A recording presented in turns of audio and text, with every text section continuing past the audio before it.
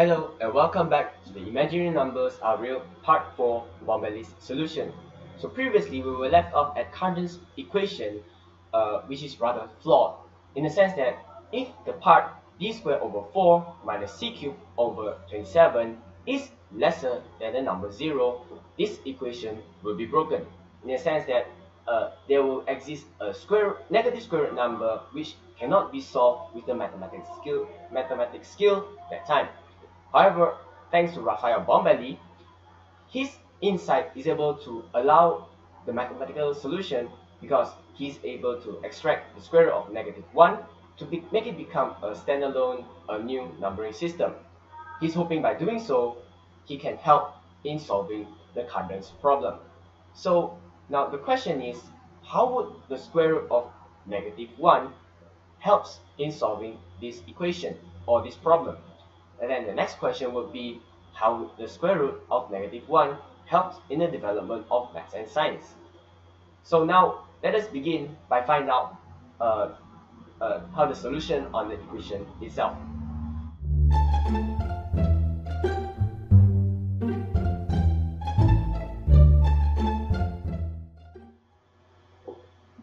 In order to help you further understand on the theory, I will perform Bombelli's solution on an equation as shown. In order to find the cube root of the equation, we had applied the Cardan's formula to solve the problem.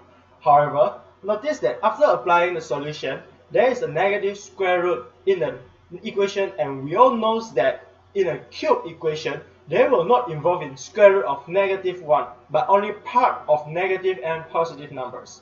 Therefore, in Bombelli's solution, both of the square root negative number have to cancel each other when added together, and the square root of positive number must added together to obtain the solution. Next, Bombelli equate the solution into a plus square root of -1 and a minus square root of -1, where a and b are the constant that we need to find out. To solve it, we can eliminate the annoying cube root by cubing both sides of the equation, and the result will give two equations by comparing the number part and the square root of -1 part. If we look back to our original equation and test on few numbers, we will eventually see that 5 is the solution for the equation. If we substitute 5 into the equation, we can eventually solve for a and b and obtain a equal to 5 over 2 and b equal to negative square root of -11 over 12. Next, we substitute the value of a and b into our previous equation. Once we add the two parts of the formula, and we will just get 5, which is the solution of the equation at the beginning. We have found some solution, and we found something pretty interesting. Continue watching for interesting part. Thank you.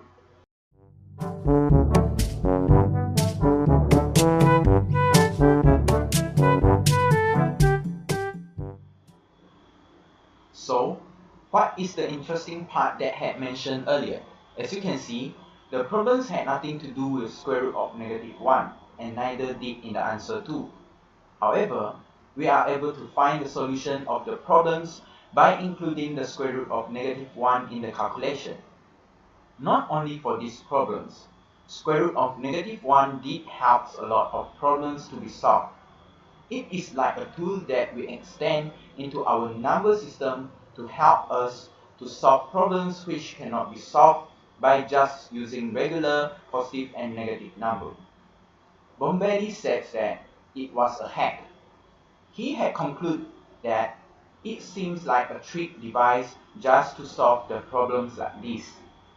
As we all know, squaring numbers associated with square. A square area is the square of each single side. So, positive area is makes sense. But what could a negative area be? For instance, the area of -1.